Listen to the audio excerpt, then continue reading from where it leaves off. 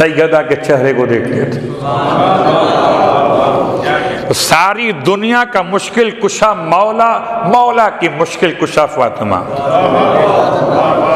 اور جب بات عورت کی آئی تو خالی جملہ سن لیجئے، 3 حدیثیں ہیں اس ایک جملے کے لیے۔ فاطمہ تو سیدۃ نساء العالمین، فاطمہ عالمین کی عورتوں کی سردار ہیں۔ اب اگر کسی عورت کو خدا نے عالمین میں پیدا کیا ہو تو چاہے اندر کی ہو یا باہر کی عورت ہو، فاطمہ عالمین کی عورتوں کی سردار ہیں، تو کوئی عورت بچ نہیں سکتی فاطمہ کی سرداری سے۔ پھر فرمایا فاطمہ تو سیدۃ نساء الامہ، فاطمہ امت کی عورتوں کی سردار ہیں۔ اب اگر کوئی خاتون امت مصطفیٰ میں شامل کی جائے تب بھی امت کی عورتوں کی سردار فاطمہ زہرا ہیں۔ پھر تیسرا جملہ فاطمہ تو سیدۃ نساء اہل الجنہ، فاطمہ جنت کی عورتوں کی سردار ہیں۔ تو اب اگر کوئی عورت جنت میں پہنچ جائے تب بھی فاطمہ کی سرداری، عالم میں رہے تو فاطمہ سردار، امت میں آئے تو فاطمہ سردار، جنت میں جائے تو فاطمہ سردار۔ اور فاطمہ سے بچنا ہو تو ایک ہی مقام ہے، عورت بھی ہو اور فاطمہ سے انکار بھی کرے تو خالی ایک ہی مقام ہے، جہنم۔ صلوات پڑھیں محمد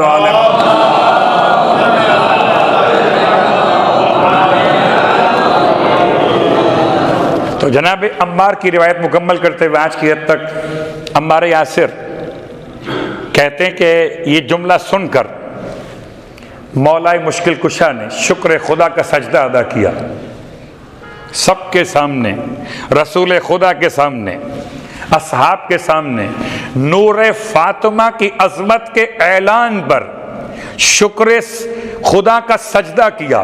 ایام فاطمیہ منانے والے ہر مومن کو بھی چاہیے جب خدا اسے مجلس فاطمہ میں شرکت کی توفیق عطا کرے شکر خدا کو ادا کرے۔ مولا نے شکر خدا کا سجدہ کیا، پھر پلٹ کے واپس حجرہ سیدہ میں آئے۔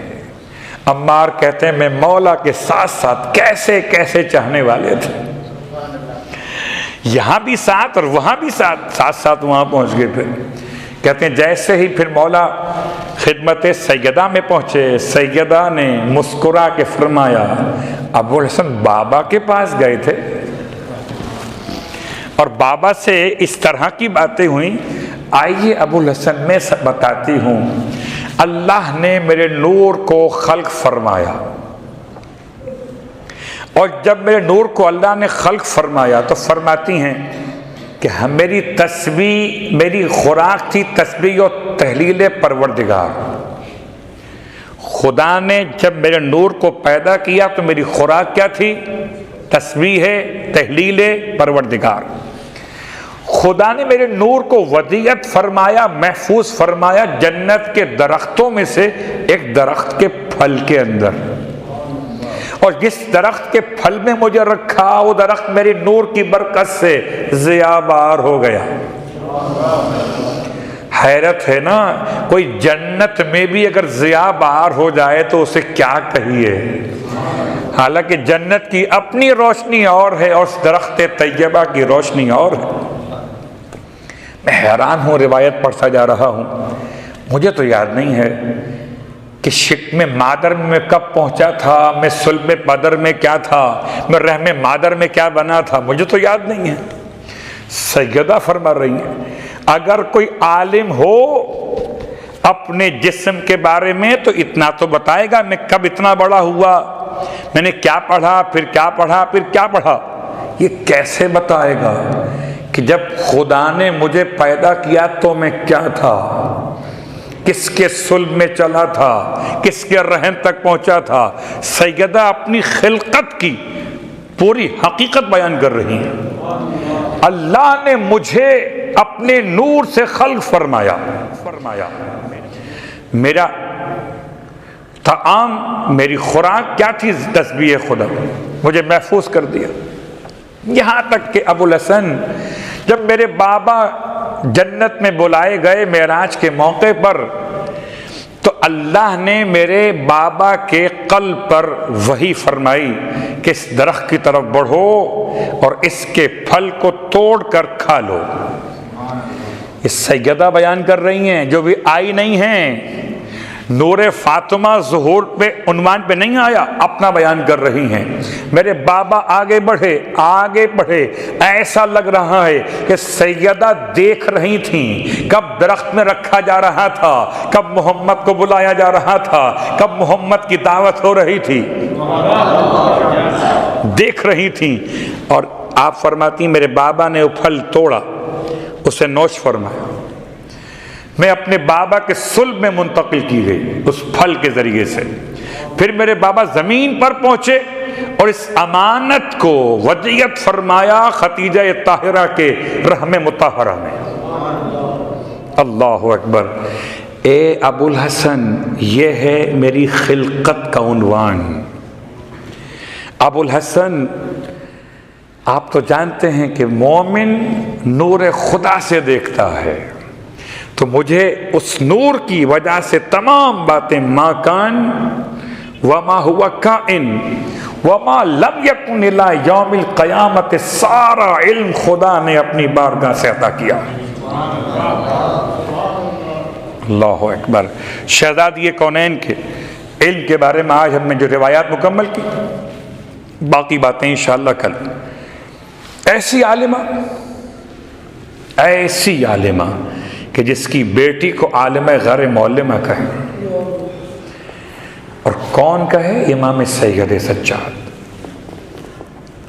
چونکہ شہزادی جناب زینب کبریٰ کا تذکرہ زبان پر آ گیا، بیٹی اگر عالم غیر معلمہ ہو، غیر معلمہ اسے کسی نے پڑھایا نہیں، جب بیٹی کو کسی نے نہیں پڑھایا تو کہاں سے پڑھ کر آئی بیٹی؟ پھر وہی لفظ شیر مادر شیر نہیں تھا، شیر علم تھا۔ جس نے سیدہ کی شیر کو حاصل کیا، اس نے شیر نہیں لیا بلکہ علم سے سیراب ہوا ہے۔ اب چاہے وہ امام بنے یا محافظ امام بنے، اور یہی وہ مقام شہزادی کونین کا۔ اتنا سب کچھ جاننے کے بعد بھی سیدہ پر وہ ستم توڑے گئے۔ بہت غور کیجئے گا، کوئی نہ جانتا ہو، اسے پتہ نہ ہو، اتنی برداشت۔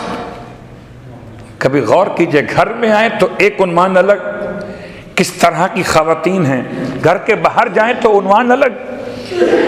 یہاں تک کہ ابھی ذاکر اول تذکرہ کر رہے تھے شہزادی کے مرثیے کے حوالے سے کہ بابا کے جانے کے بعد سیدہ کتنی بیتاب ہوئی ہیں، اتنی بیتاب کہ کائنات میں کوئی یتیمہ اتنی کبھی بیتاب نہیں ہوئی۔ اتنا زیادہ سیدہ بابا کو روتی تھیں کہ یہاں تک کہ مدینے والوں نے آ کر کہہ دیا کہ اے امیر المومنین، اب رسول کی بیٹی سے کہیں یا صبح کو رو لیا کریں یا شام کو رویا کریں۔ یہاں جب بھی کبھی روایت پڑھی جاتی ہے ہم سوچتے ہیں کہ کیا سیدہ اتنی بلند آواز سے روتی تھی کہ آواز باہر والوں کے کان میں چلی جائے؟ یہ ممکن نہیں ہے۔ پھر کیا ممکن ہے؟ اس کی تعویل کیا ہوگی؟ کہ تعویل یہ کہ اول حضرت داؤد کا لحن اتنا مشہور ہے کہ جب کبھی آپ کتاب زبور کی تلاوت کرتے تھے تو ریت کے ذرات، شجر، حجر، مدر سب آپ کے ساتھ شامل تلاوت ہو جاتے تھے۔ تو اگر لحن داؤد میں یہ اثر تھا تو فاطمہ کی گریے میں کتنا اثر ہوگا؟ جب آپ روتی تھیں تو شجر، حجر، مدر سب پہ گریے کی آواز بلند ہو جاتی تھی اور ظالموں کا دل دہل جاتا تھا۔ اس لیے آ کر کہتے تھے، رونے والوں ایک مثال اور آپ کی خدمت میں دے کے بات کو آگے بڑھا دوں۔ سیدہ حجرے میں کھڑی ہوتی تھی محراب عبادت میں، تو صبح کے وقت میں سفید نور نکلتا تھا، جب پورے مدینے کے گھروں کو روشن کر دیا کرتا تھا۔ لوگ پوچھتے تھے یہ سفید روشنی کیسی ہے؟ تب فرماتے تھے فاطمہ محراب عبادت میں کھڑی، کسی نے سیدہ کو دیکھا تو نہیں ہے، روشنی وہاں تک پہنچی ہے، جس کی روشنی پہنچتی ہو اس کے گریے کی کیفیت نہیں پہنچتی ہو، سارا مدینہ گریہ کنا ہو جاتا تھا۔ اس لیے آ کر کہتے تھے یا علی فاطمہ سے کہیے یا صبح کو رو لیا کریں یا شام کو رویا کریں، میرا مولا خدمت سیدہ میں پہنچا ہے اور آنے والوں کی بات کو پہنچا رہے ہیں کہ بنت رسول لوگ اب کہنے لگے ہیں کہ یا صبح کو رو لیا کریں یا شام کو رویا کریں، یا مدینہ چھوڑ کے چلے جائیں، بس یہ سننا تھا۔ حسرت سے امیر المومنین کے چہرے کو دیکھ کے فرمایا ابو الحسن ان سے کہیے وہ مدینہ چھوڑ کر کہیں نہ جائیں، اب محمد کی بیٹی دنیا ہی چھوڑ کے جا رہی ہے۔ وہاں غربت رونے والوں بابا پہ کتنا روئی ہے، ہاں اتنا روئی ہے کہ 75 دن گزرے ہوں گے، یا دوسرا قول 95 دن گزرے۔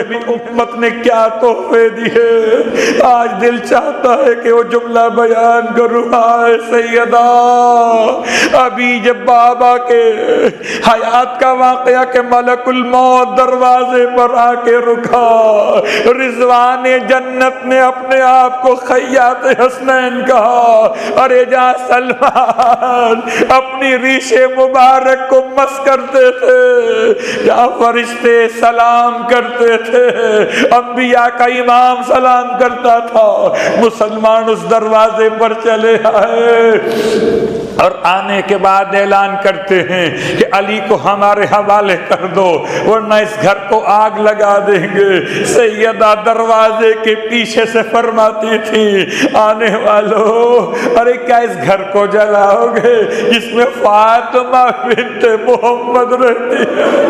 کیا اس گھر کو جلاؤ گے جس میں حسنین جیسے شہزادے رہتے ہیں؟ آنے والوں نے کہا کوئی رہتا ہو ہم گھر والوں سمیت گھر کو جلا دیں گے۔ اللہ اکبر، کتنا سخت ترین جملہ تھا۔ ہائے سیدہ، آنے والوں نے خالی دھمکی نہیں دی ہے بلکہ ہاتھوں میں لکڑیاں لے کر آئے تھے۔ رونے والوں بس ایک جملہ یاد رکھیے، کبھی کبھی یہ سوال پیدا ہو جاتا ہے نا، شاید آپ کو عاشور کا واقعہ یاد ہو، کسی شہر میں عاشور کے جلوس میں دھماکہ ہوا تھا، اس کے بعد شرپسندوں نے کارروائی کی تھی تو کوئی ماتم دار تو اپنے ساتھ آگ لے کر نہیں گیا تھا نا۔ اب کیسے کہہ سکتے ہو یہ مسلمان اپنے ساتھ آگ لے کر نہیں آئے تھے؟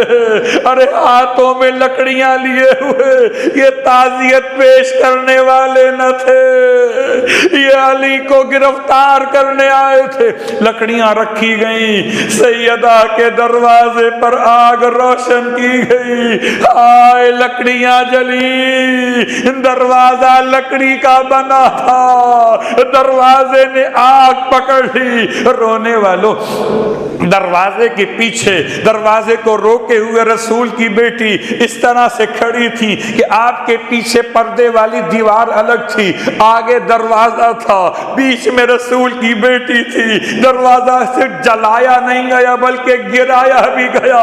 باہر سے مجمع نے جب قبضوں سے دروازے کی لکڑی جل کر الگ ہوئی، دھکا دیا گیا اور ایک کیلو سمیت جلتا ہوا دروازہ رسول کی بیٹی پہ گرا اور اس دروازے پر سے مجمع گزر گیا، پسلیاں ٹوٹتی رہی، آواز بلند ہوتی رہی، فضا خذینی، فضا مجھے اٹھا، میرا محسن شہید،